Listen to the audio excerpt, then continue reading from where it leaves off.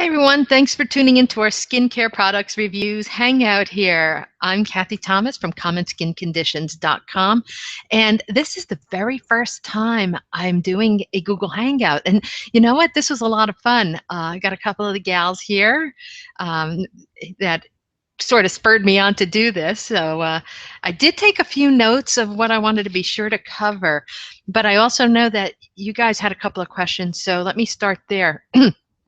Actually, your questions might even encompass what I was going to talk about anyway. Today, basically just about skincare product reviews. I've done a few of them here at the commonskinconditions.com site. And and here at the topic, at the topic of skin products, I talk about how we all have kind of a routine when it comes to our skincare. Whether it's a certain way you wash your face every day, or a certain way that you use, creams or other treatments on your skin. And of course, I have my own skincare routine, and I've tried dozens upon dozens of products. And typically, though, I come back to a few of the same ones time and time again.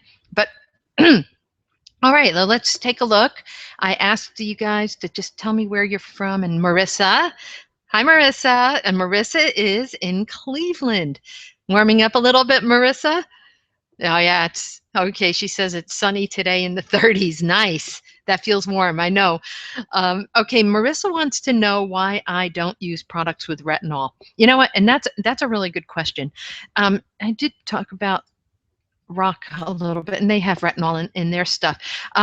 But for the reason I personally steer clear of retinol is my skin is already very, very sun sensitive. I wouldn't be surprised if it goes beyond like sun sensitive. I may have some real allergies or something. I don't know.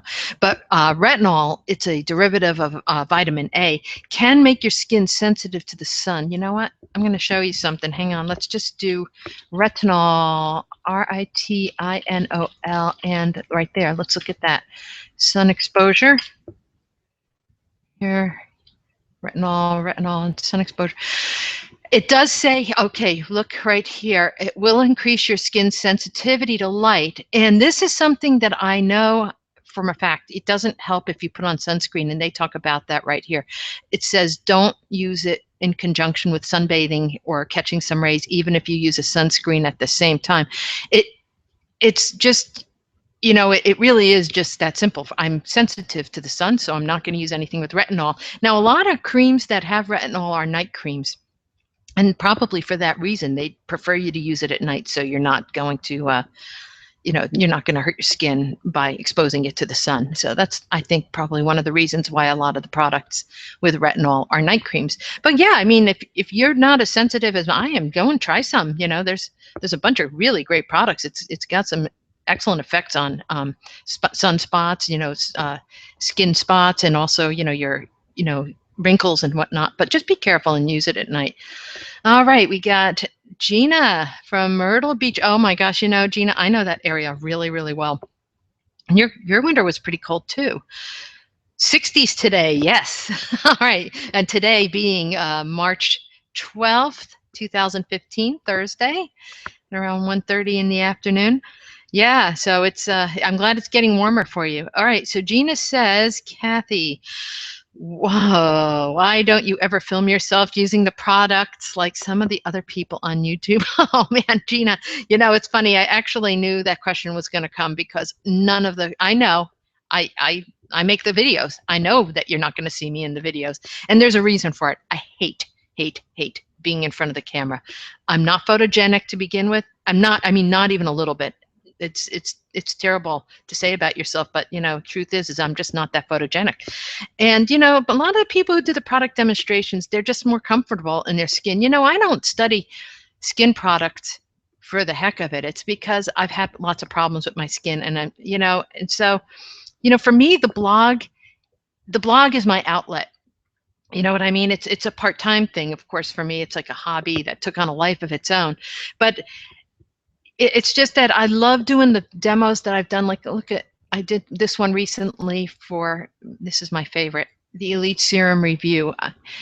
I love doing the videos this way. And there, actually, those are my hands.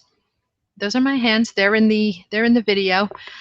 But I love doing screenshots and little video clips. It's kind of that creative thing, making videos the way I do them it's just my preference. You know what? And at some point, Gina, I might do a little close up of my eyes to show how Elite Serum is working for me, because I've used it on and off for a long time, and I just started noticing something, that my eyes do have less lines. And I did take a before picture a while back, and the changes kind of seem subtle when you're looking at yourself, but I've started to notice some decrease. So at some point, maybe I'll do an after shot and I'll share that with you guys.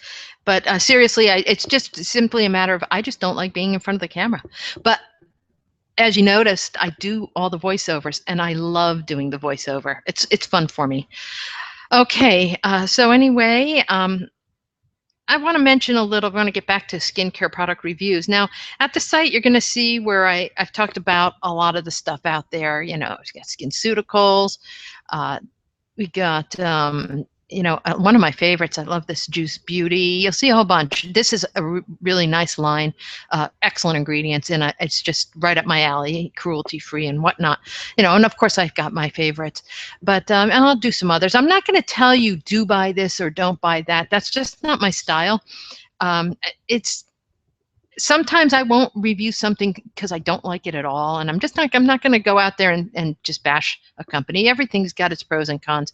And what I won't really buy, the only thing I will kind of stay away from, is anything sold through an MLM, multi-level marketing or direct home party type things. And, I do have some Arbonne. In fact, there's my favorite sunscreen is an Arbonne sunscreen, and I bought that from a representative. And it's not that I have anything against the products themselves or the personal representatives. I've been down the road myself, trust me. Mary Kay's like that, Avon. It's just that I think a lot of times that the products are a little pricier because there has to be some profit for the entire line of the representatives who are selling the product. And I spend enough as it is on skincare. So that it's really just for that reason that I steer clear of products being sold through MLM or Avon, Mary Kay. Again, I have some of the products. It's just, as a rule, I just find it a little pricier. But there is one thing that I would advise everybody to do. I don't care, where you buy your products, whether it's Amazon or from an MLM, but do some due diligence about the company. I do advise, don't look at just one review. Don't even just look at my review. Look at a bunch of reviews. See what other people are saying about a product. Go to Amazon. Don't just look at one Amazon review. Look at a bunch. You're going to have the pros and cons of every product. Go and see a company's Better Business Bureau ratings. See how they're doing with that. Are there any complaints? If there are any complaints, have they been resolved? And finally, I got to get back to work, but go with your gut. If something sounds like it might click for you, try the product. Same thing if you don't like it. If you don't like the sound of something, don't buy it. So that's basically the only advice I really have as far as that's concerned. Gina has one more question, since you mentioned sensitive. Oh, Gina's asking me this. Since you mentioned sensitive skin, how do you know what products you'll be able to use? Well, okay, well, first of all, Gina, I already know a bunch of ingredients I'm sensitive to. It's just something that's been going on for so many years of my life. I already know. I've had my skin tested for a bunch of allergies, so I know certain things that I'm just not going to touch. But before I buy something or try something, if somebody sends me something to try, I'll look at the ingredients first. If I see anything like with something called cinnamate, that's something cinnamate, like in a lot of older sunscreens, that I don't know if they're using it as much anymore. I just can't touch it. I blister on contact. So when I buy a product or I get a sample, before I'll start using it all over my skin, what I do is I put a little dab on my inner forearm, and I cover it, with a little Band-Aid for the day, and depending on the product, I might leave it on, overnight. And if my skin is clear when I take off that Band-Aid, I'm pretty good to go. I have to definitely give it a few hours though, because you got to see how it's going to react. If I even have a touch of redness, I just won't use it. I can't. It's something I learned years ago when I worked in a biolab for a short spell.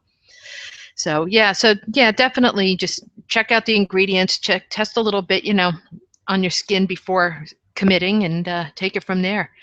Well, hey, ladies, I'm out of time and I got to cut out here, but I'm so thankful for you for tuning in on my very first Hangout. I mean, it was a lot of fun, and maybe we'll do it again. So anyway, check back for more videos, and we'll see you soon. It's Kathy Thomas from commonskinconditions.com, and thanks again. All right, bye for now.